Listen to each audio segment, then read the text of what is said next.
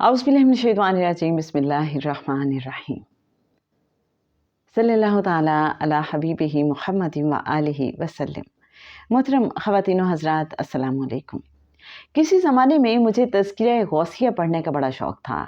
एक बहुत ही ज़बरदस्त किताब तसव्वुफ़ के हवाले से, बड़े ही डिफरेंट और ख़ूबसूरत कंसेप्ट्स, और उसकी जो ख़ास बात कि अल्लाह की रहमत पे बड़ा यकीन बढ़ने लगता है और इंसान का अल्लाह के साथ एक मान वाला ताल्लुक़ जुड़ जाता है और इंसान को अल्लाह से बातें करने की आदत हो जाती है।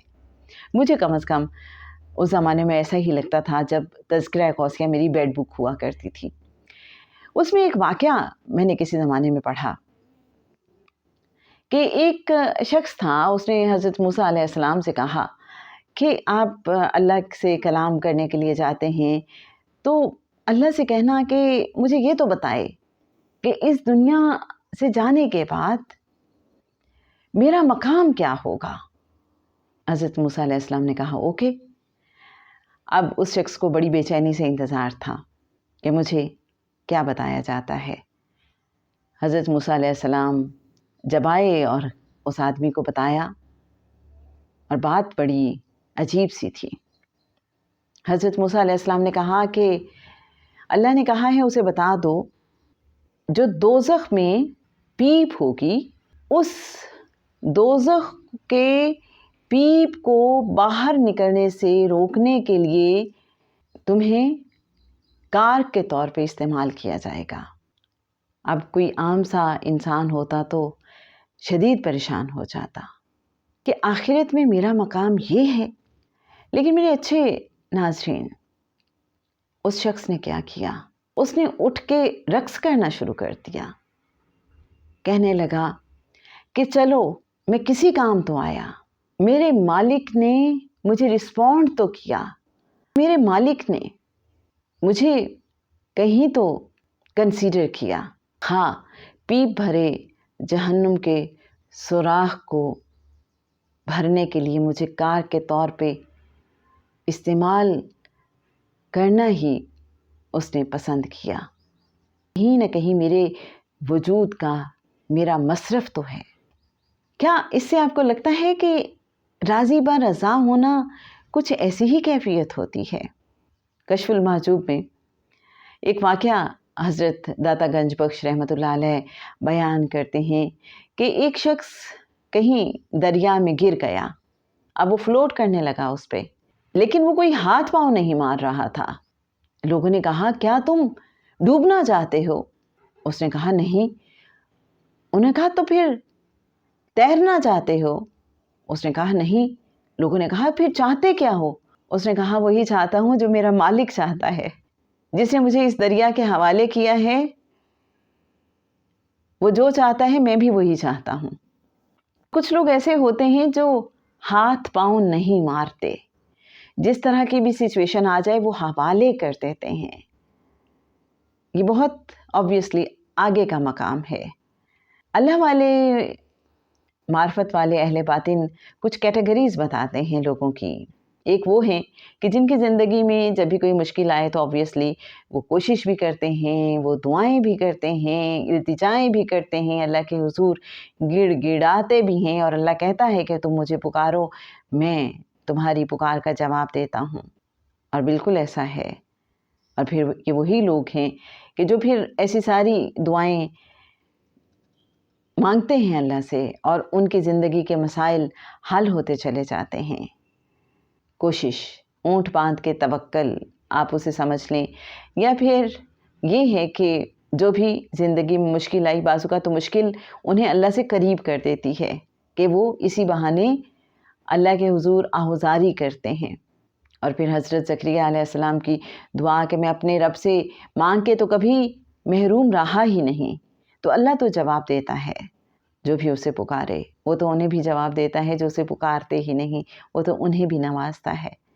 फिर दूसरी तरह के वो लोग भी होते हैं कि जो जब भी अपनी ज़िंदगी में कोई मुश्किल देखते हैं तो एकदम से चौंक जाते हैं, परेशान हो जाते हैं कि कहीं ये मेरे अपने ही हाथों की कमाई है, ये मकाफ़ात अमल है, تو وہ کیا کرتے ہیں؟ وہ فوراً توبہ استغفار بھی کرتے ہیں، اللہ کے حضور گڑ گڑاتے ہیں کہ اللہ مجھے میرے کسب سے آزاد کر دے، مجھے معاف کر دے، یہ کوئی مجھ سے ہی غلطی کہیں کبھی ہوئی ہے جو میرے سامنے آئی ہے، جانے انجانے میں کہیں میں نے کسی کا دل دکھا دیا ہے۔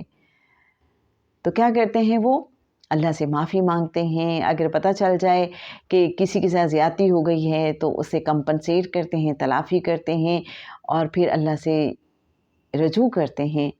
ساتھ ساتھ اعمال صالح کرنے کی کوشش کرتے ہیں، اچھے اعمال سے وہ جو زندگی میں غلطیاں ہو گئی ہیں ان کو بدلنے کی کوشش کرتے ہیں، سیئات کو حسنات سے، اور یوں وہ اپنی تقدیر، اپنا نصیب بدلنے کی کوشش کرتے ہیں کہ ہمارا آج اور پریزنٹ مومنٹ اگر اچھا نہیں ہے تو ہمارا اگلا لمحہ اچھا ہو جائے۔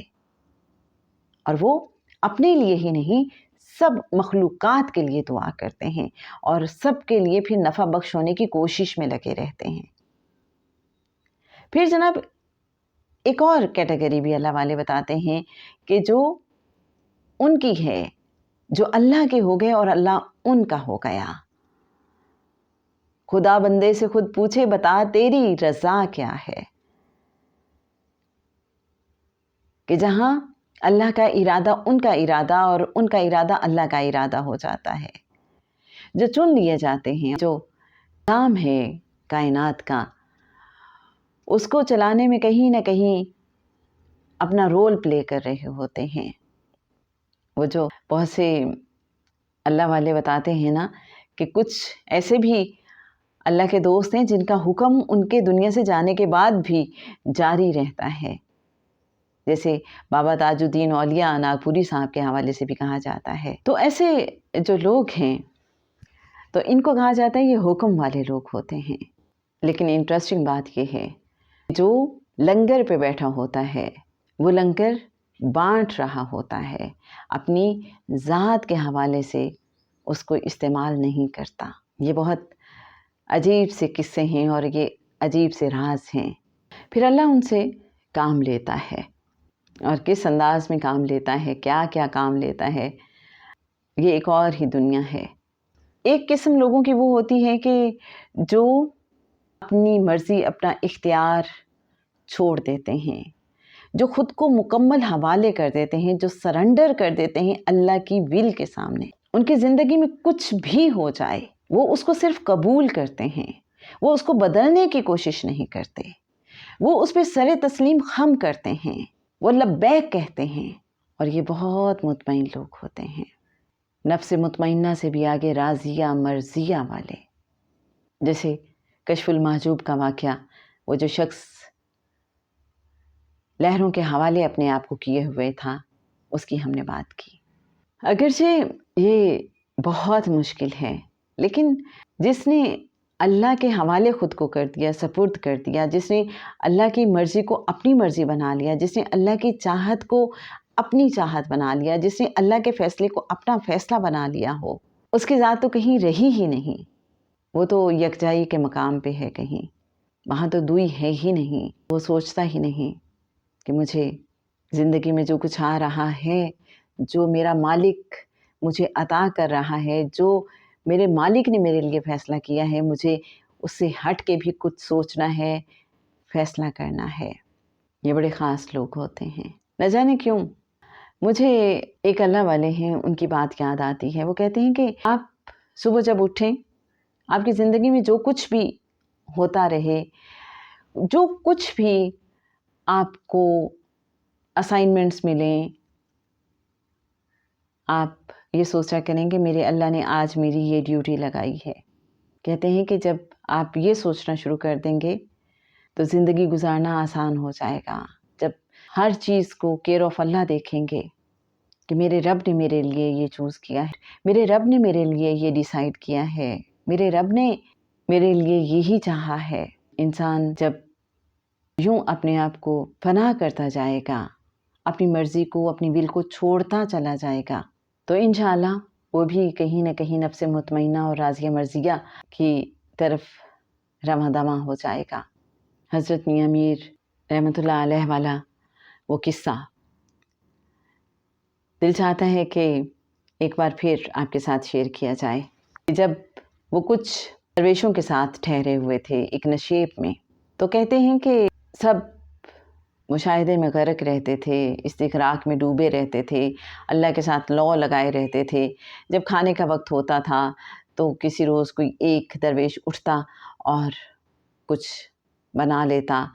कहते हैं कि फिर एक रोज़ कोई भी नहीं उठा तो मुझे लगा कि आज मेरी बारी है, तो मैंने जो कुछ वो बनाते थे उसी तरह से मैंने भी कुछ बना लिया खाने को। एक रोज़ ऐसा हुआ कि गहरे बादल आए और बहुत तेज़ बारिश बरसने लगी। हम चूँकि नशेब में थे और नशेब में तेज़ी से पानी भरने लगा, लेकिन मैं हैरान था कि दरवेश ऐसे पुरसकून होकर बैठे हुए हैं, उन्होंने कहीं वहाँ से उठ के जाने की ना कोशिश की, ना बारिश से बचाव की कोई तदबीर की। कहते मैं उनको देखता रहा, यहाँ तक कि पानी नशेब में भरता भरता हमारी गर्दनों तक आ गया। कहते हैं जब गर्दनों तक पानी आ गया, अब सिर्फ चेहरा पानी से बाहर था, तो मेरे दिल में ख्याल आया, मैंने कहा अल्लाह क्या हम ऐसे ही डूब जाएंगे? कहते हैं इधर ये ख्याल आया, उधर पानी तेज़ी से उतरना शुरू हो गया और सेकंड्स में पानी मुकम्मल तौर पे नशेब से उतर गया। वो जो दरवेश थे उनमें से एक ने कहा, ये कौन है जिसने अल्लाह की मर्जी में दखल अंदाजी की है?